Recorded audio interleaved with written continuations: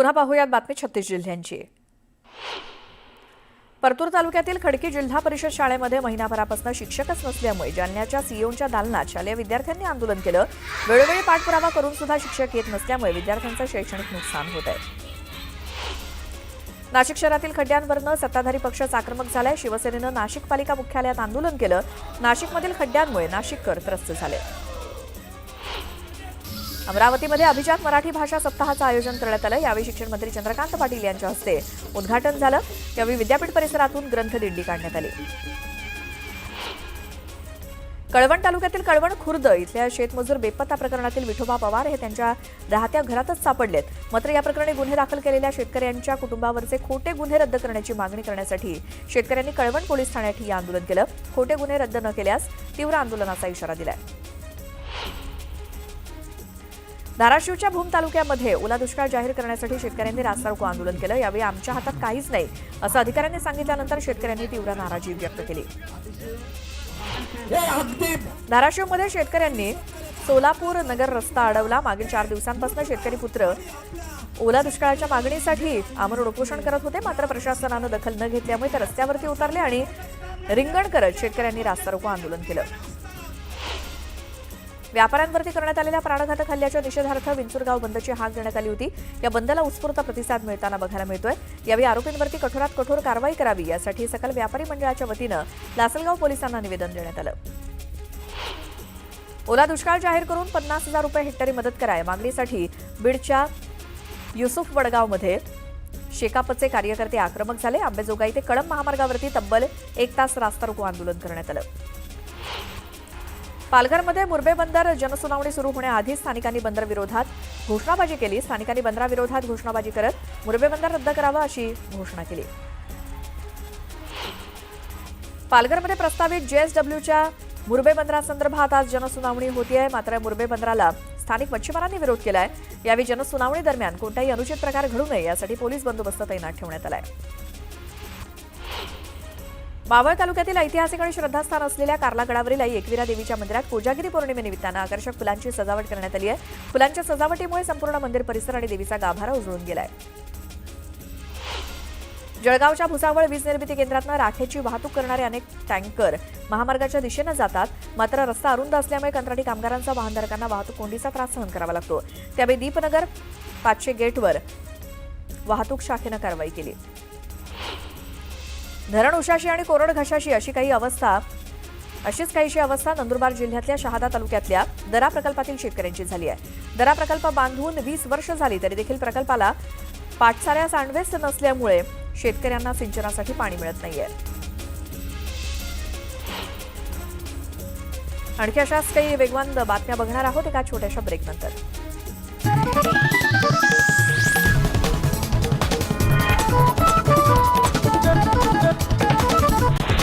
ब्रेकनंतर स्वागत। पुन्हा पाहूयात बातमी 36 जिल्ह्यांची। येत्या 9 ऑक्टोबरपासून वीज कर्मचाऱ्यांनी 72 तासांसाठी राज्यव्यापी संपावर जाण्याचा निर्णय घेतलाय। महावितरण, महापारेषण, महानिर्मिती या तिन्ही कंपन्यांमधील विविध कामांच्या खासगीकरणाविरोधात हा संपाचा इशारा देण्यात आलाय। हिंगोलीच्या वसमत तालुक्यातील अकोली गावाजवळ पुलावरती मोठमोठे खड्डे पडले। त्यात अतिवृष्टीमुळे आणखीनच भर पडल्यामुळे रस्त्यांची दुरवस्था झाली आहे। कोकणातील डोंगराळ भागातील प्रमुख पीक नाचणी यंदा समाधानकारक आहे आणि या हंगामात मुबलक आणि वेळेवर झालेल्या पावसामुळे नाचणीच्या पिकाला सुद्धा उत्तम प्रतिसाद मिळाल्यामुळे शेतकरी आनंदित झालाय। दोडामार्ग तालुक्यात सध्या ओंकार या तस्कर हत्तीनं धुमाकूळ घातलाय। बागायती शेतीमध्ये बिनधास्तपणे वावरणाऱ्या या ओंकार हत्तीनं शेती बागायतीचं मोठं नुकसान केलंय। हा हत्ती रस्त्यावरती फिरत असून त्याच्यामुळे नागरिकांमध्ये भीतीचं वातावरण आहे। रत्नागिरी जिल्ह्यातल्या दापोली तालुक्यातील लाडगर समुद्र किनाऱ्याला ब्लू फ्लॅग पायलटचा दर्जा प्राप्त झालाय।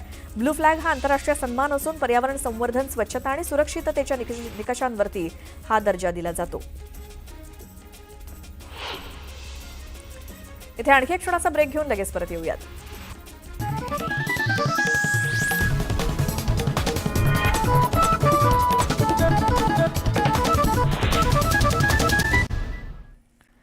ब्रेकनंतर स्वागत। पुन्हा पाहूयात बातम्या वेगवान। सोलापुरात सेंटरिंगचं काम सुरू असताना विजेचा धक्का लागल्यामुळे एका 20 वर्षीय तरुणाचा मृत्यू झाला। शहरातील वसंत विहार परिसरातील थोबडे नगरातील ही दुर्दैवी घटना आहे। चंद्रपुरातील धक्कादायक बातमी समोर आली आहे। साप पकडताना झालेल्या सर्पदंशामुळे बल्लारपूर शहरातील सर्पमित्राचा मृत्यू झाला। बल्लारपुरातील महेंद्र भडके यांचा मृत्यू झाला। कोजागिरी पौर्णिमेच्या निमित्तानं धुळ्यातील आदिशक्ती एकविरा देवीच्या मंदिरात सामूहिक दुर्गा सप्तशती पाठाचं पठण करण्यात आलं। कोजागिरी निमित्तानं मोठ्या उत्साहात मंदिरात उत्सव साजरा केला जातोय। राष्ट्रीय स्वयंसेवक संघ शताब्दी निमित्तानं खामगाव इथे पथसंचलन पार पडलं। या कार्यक्रमाला राज्याचे कामगार मंत्री आकाश फुंडकर यांची उपस्थिती होती। वैभववाडी फोंडा रस्त्याला पडलेल्या खड्ड्यांमुळे सोनाळी येथील महिलेचा मृत्यू झाला। त्यामुळे तालुक्यातील रस्त्याचा प्रश्न ऐरणीवर आलाय। दुचाकीवरनं टर्न घेत असताना मोठ्या खड्ड्यात दुचाकी आदळल्यामुळे ही महिला खाली पडली आणि डोक्याला आणि मेंदूला मार लागल्यामुळे त्यांचा मृत्यू झाला होता। गँगस्टर निलेश घायवळच्या ऑफिसवर सुद्धा पोलिसांनी छापेमारी केली। यावेळी काही खरेदी खतासोबतच साठे खत आणि पवनचक्क्यांसंबंधीच्या काही महत्त्वाच्या फाईल्स पोलिसांनी जप्त केल्या आहेत। निलेश घायवळच्या पुण्यातल्या घरी पोलिसांनी छापेमारी केली। पुण्यातील कोथरूड परिसरात असलेल्या 2 घरांची पुणे पोलिसांनी झाडाझडती घेतली असून पोलिसांना घरात जिवंत काडतुसं सापडली आहे। त्यामुळे त्यांच्या विरोधात आणखी एक गुन्हा दाखल झालाय। नांदेड शहरातील पीर बुरहान नगरमधनं एका 1.5 वर्षीय चिमुकल्याचं अपहरण करण्यात आलं। अपहरणाची घटना सीसीटीव्हीमध्ये कैद झाली असून मुलाला दुचाकीवरनं पळवण्यात आलं। या संपूर्ण प्रकरणाचा पोलिसांकडून शोध सुरू आहे। कल्याणच्या शहाडमध्ये जमिनीच्या वादातनं राडा झाला। सख्या काका पुतण्याच्या कुटुंबामध्ये तुंबळ हाणामारी आणि दगडफेक करण्यात आली तर लोखंडी हत्यारानं सुद्धा वार करण्यात आला। हा संपूर्ण थरार सीसीटीव्ही कॅमेऱ्यात कैद झालाय। कल्याण पूर्वेतील सराईत गुंडानं चक्क डाळवडा दिला नाही म्हणून हॉटेल मालकाला मारहाण केली। मालकानं प्रत्युत्तर दिल्यानंतर चक्क त्यानं हत्यार दाखवत दुकानदाराला धमकावलं। हा सगळा प्रकार सीसीटीव्हीत कैद झाला। नाशिक पोलिसांकडून राजकीय वरदहस्त असलेल्या टोळ्यांना पोलिसांनी लक्ष केलंय। माजी नगरसेवकाचा मुलगा आणि सराईत गुन्हेगार भूषण लोंढे विरोधात खंडणी आणि हत्येचा प्रयत्न यासारखे गंभीर गुन्हे दाखल करण्यात आले तर लोंढेच्या टोळीतील 8 जणांवरती गुन्हा दाखल झालाय। धुळ्यातील दहिवद गावाजवळ असलेल्या पेट्रोल पंपावरती दुचाकीवरनं आलेल्या चौघांनी सशस्त्र दरोडा टाकला। यावेळी बंदुकीचा धाक दाखवत 22,000ची रोकड घेऊन त्यांनी पळ काढला। यावेळी त्यांनी पेट्रोल पंपावरील कर्मचाऱ्यांनाही मारहाण केली। भुसावळमधील कंडारी परिसरातील हॉटेलमध्ये किरकोळ वादातनं एकाची हत्या करण्यात आली। मध्यरात्री एका हॉटेलमध्ये मद्यपान करताना चौघांमध्ये झालेल्या वादातनं 40 वर्षीय व्यक्तीची धारदार शस्त्रानं हत्या करण्यात आली। नालासोपाऱ्यातील अंमली पदार्थांच्या आहारी गेलेल्या तरुणांनी उच्छाद मांडलाय। भर दिवसा मोबाईल दुकानात चोरी करताना नागरिकांच्या तत्परतेमुळे रंगेहात चोराला पकडण्यात आलं। यावेळी नागरिकांनी त्याला चांगलाच चोप दिला। पुण्यातील पिरंगुटमध्ये स्कूल बसची 4चाकी वाहनाला धडक बसली। या अपघातामुळे वाहनांच्या लांबच लांब रांगा लागल्या होत्या। या अपघातामध्ये 4चाकी वाहनातील 2 जण गंभीर जखमी झाले। विरार पश्चिमेतील अर्नाळा गावातील बंदरपाडा इथे पहाटेच्या सुमारास एका घरामध्ये घुसून एका महिलेवरती जीवघेणा हल्ला करण्यात आला। या घटनेमुळे गावात भीतीचं वातावरण आहे। मुंबई गोवा महामार्गावरती पिंगुळी इथे एसटी बसची रस्ता ओलांडणाऱ्या नागरिकाला धडक बसली। यात त्या व्यक्तीचा जागीच मृत्यू झाला। मृत्यू झालेली व्यक्ती निवतीमध्ये राहत असल्याची माहिती मिळते। भिवंडीतील एका गोदामाला भीषण आग लागली। लोणाड ग्रामपंचायत हद्दीतील गोदामाला आग लागली। या गोदामाला संकुलात असलेलं साहित्य सुद्धा आगीत जळून खाक झालं। तब्बल 10 तासांनंतर आगीवर नियंत्रण मिळवण्यात यश आलंय। आता बातमी अहिल्यानगरमध्ये आरक्षणाच्या मागणीचा मुद्दा पुन्हा एकदा पेटलाय। बंजारा समाजाला अनुसूचित जाती आरक्षण मिळावं या मागणीसाठी अहिल्यानगर जिल्हाधिकारी कार्यालयावरती भव्य मोर्चा काढण्यात आला। महिलांनी पारंपरिक वेशभूषेत हजेरी लावली। 3,000हून अधिक नागरिकांचा या आंदोलनामधनं सहभाग दिसून आला।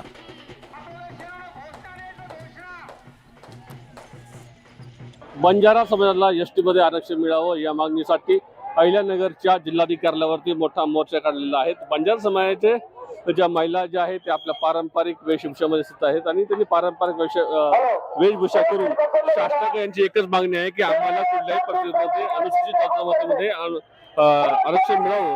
या मागणीसाठी 5 ते 6 जिल्हे जे आहेत त्या जिल्ह्यांमधून खूप पब्लिक आलेली आहेत आणि सगळ्या नागरिकांची एकच मागणी आहे। जवळपास 5,000 पब्लिक जे नागरिक जे आहेत त्यांनी कलेक्टर ऑफिसवरती मोर्चा काढलेला आहे। आपल्याबरोबर काही महिला आहेत त्यांच्याशी आपण बोलूया। नेमकी मला एक काही सांग, कशा करतो आलेलं आहे?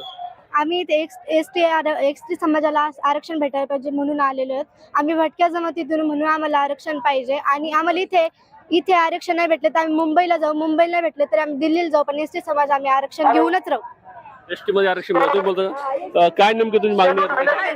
मागण्या काही नाही, आम्हाला एवढंच सांगायचंय की आम्हाला सुद्धा आरक्षणची गरज आहे आणि पाहिजे, आणि ते आम्ही मिळवणारच.